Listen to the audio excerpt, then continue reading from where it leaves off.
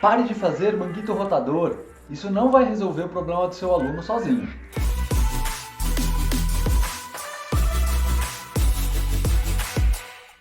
Bom, com certeza vocês conhecem o manguito rotador. O manguito rotador é muito utilizado para fazer rotação interna, rotação externa.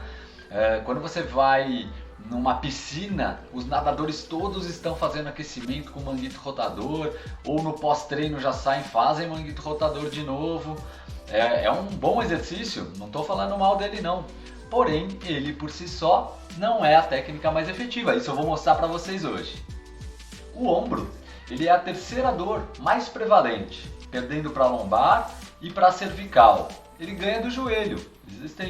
Alguns autores dizem que tem mais dor de ombro do que de joelho, mas eles estão pau a pau. Outros autores falam que a dor no joelho é mais prevalente do que ombro.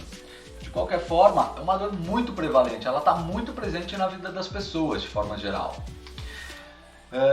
E a lesão mais comum no ombro é a síndrome do impacto. A síndrome do impacto subacromial, mais conhecida como síndrome do impacto, ela é muito comum no ombro e ela é uma caracterização por várias lesões ali na região subacromial, tá? Porém, o manguito rotador é tido como, de uma forma genérica e não assertiva pela própria ciência, porque durante muito tempo sim, entendeu-se que o manguito rotador era a melhor forma de se trabalhar, porém hoje existem técnicas mais efetivas para a síndrome do impacto. Então, temos que olhar com outros olhos, não só ficar fazendo manguito rotador. Vamos ver isso aí melhor? Essa é a articulação, todas as articulações, na verdade, do complexo do ombro. O ombro é uma articulação complexa, né? E ele envolve a glenomeral, que é justamente o húmero quando ele se encontra com a cavidade glenoide, tá? na escápula.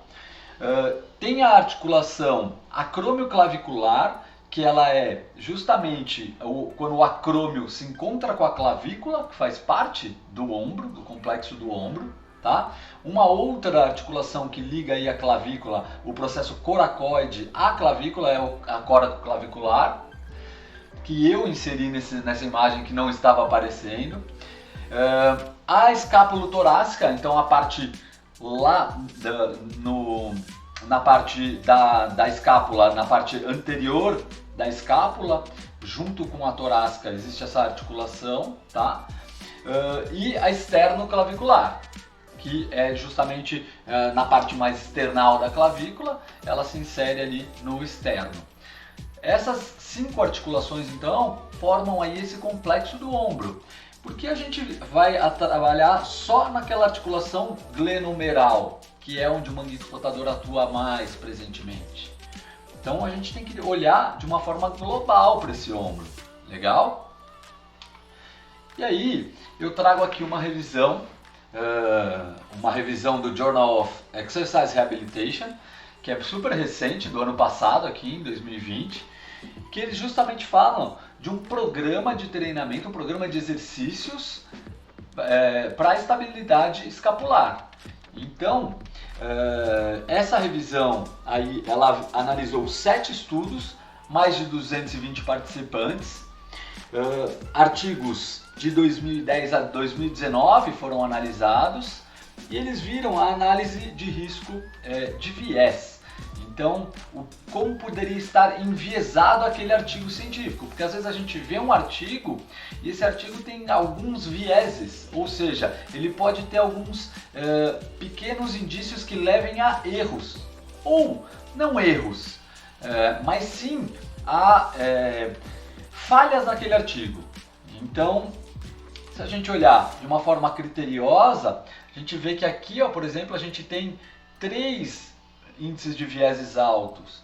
Aqui a gente tem 2 índices de vieses altos e 2 moderados. Então esses artigos, eles são menos relevantes para uma revisão do que quando a gente analisa esse daqui ou esse primeiro, tá?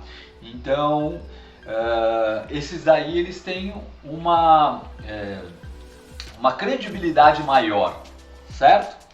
Então olha só, A conclusão dessa revisão, ela sugere que o melhor resultado clínico para melhorar o impacto subacromial, ele ocorreria com a implementação de exercícios de estabilidade escapular, de estabilização escapular.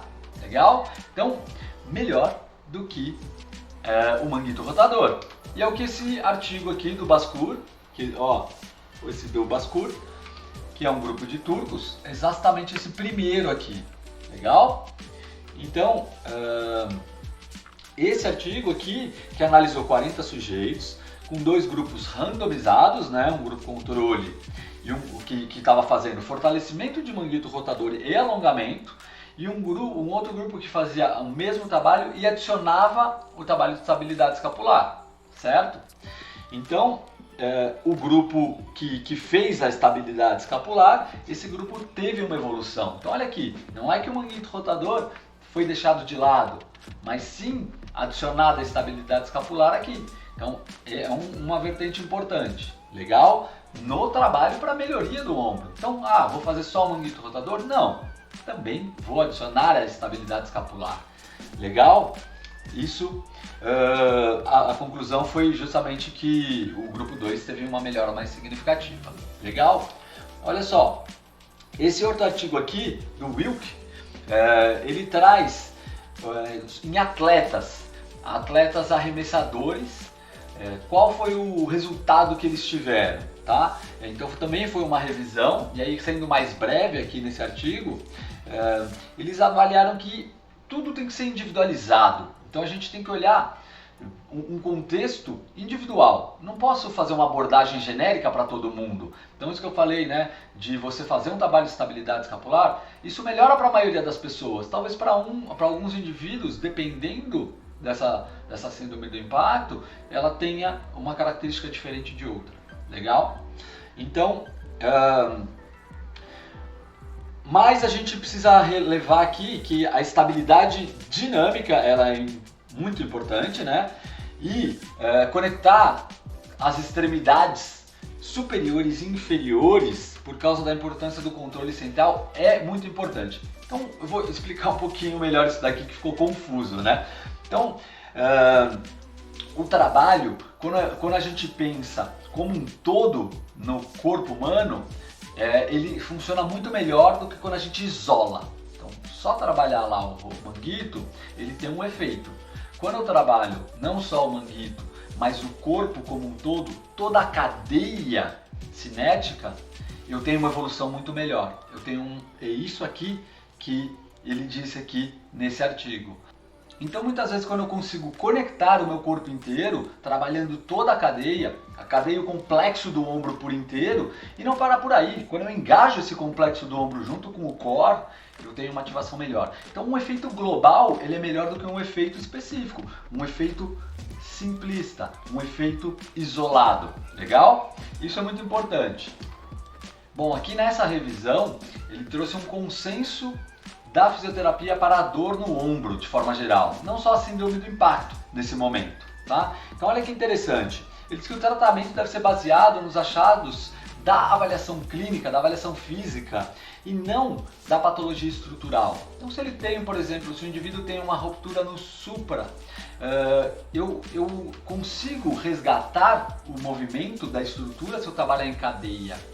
Eu preciso olhar clinicamente como ele está. Às vezes uma estrutura impactada, ela consegue realizar movimento e até sem dor. Então esse é um ponto importante. Não só para o ombro de forma geral, isso é um ponto muito importante como um todo. Independente do que a gente olha no laudo dele, por exemplo, da ressonância magnética, a gente tem que avaliar para entender como está aquela estrutura. Às vezes ela está melhor do que a ressonância diz que ela está, tá? É muito comum isso. Então exercícios de coordenação escapulohumeral adequados são muito importantes, tá? Então aqui diz escapulohumeral, tá? Então o complexo como um todo a gente tem que trabalhar e não só na articulação específica da glenohumeral, legal? Então já que a gente falou tanto aqui da escápula, né? A escápula ela tem muitas funções E quando a gente tem uma escápula forte, uma escápula de forma geral, conseguindo fazer, né, essa elevação, a protração, a retração, a adução, a abdução, enfim, todos os movimentos aqui da escápula, a gente consegue ter uma escápula sadia, ter um ombro sadio. Tá? Então esse é um conceito que eu queria passar para vocês, que é bem clássico. Escápula sadia, ombro sadio.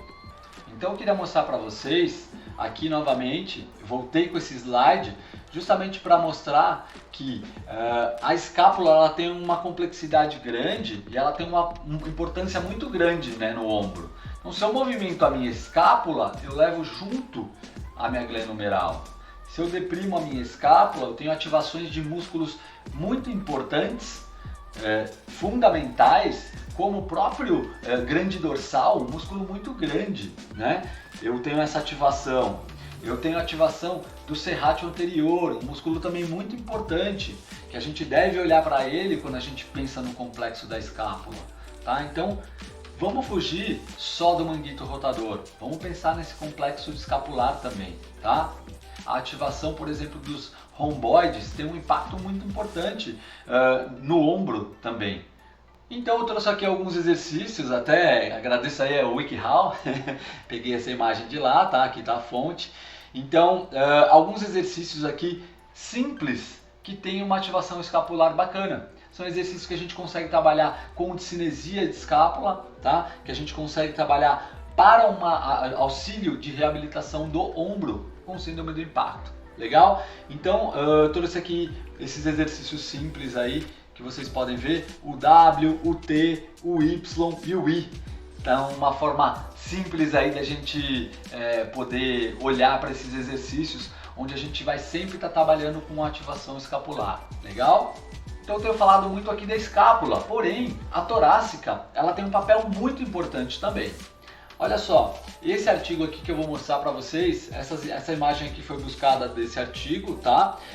Aqui você tem uma extensão da torácica, aqui a gente tem uma flexão da torácica, legal? E aqui uma forma de ajudar também, um exercício para ajudar a estender a torácica também, legal? Então, esse artigo aqui, né, do Land, ele foi justamente,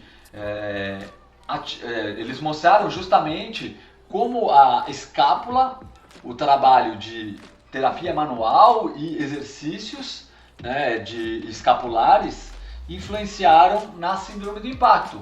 Então, o grupo que trabalhou o trabalho de mobilidade na escápula teve uma melhora na síndrome do impacto.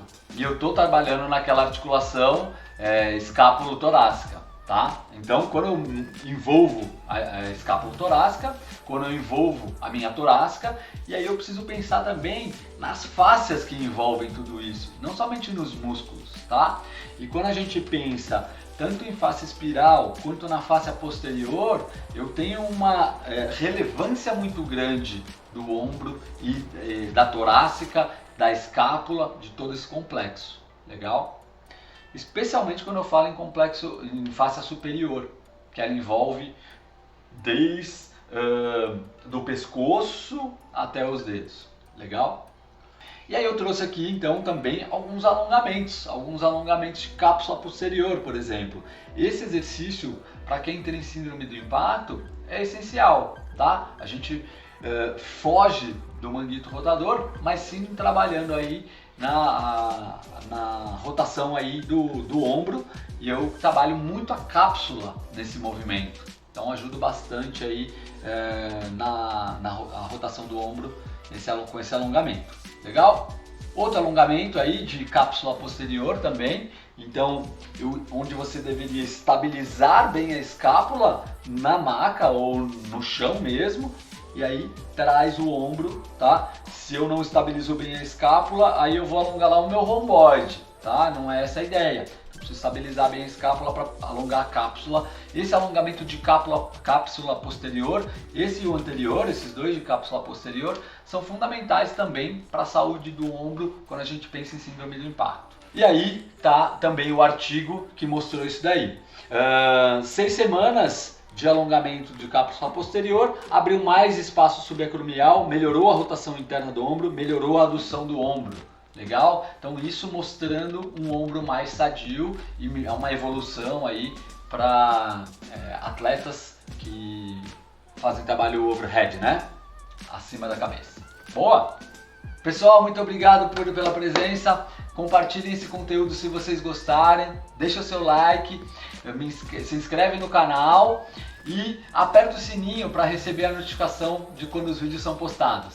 Valeu, até a próxima!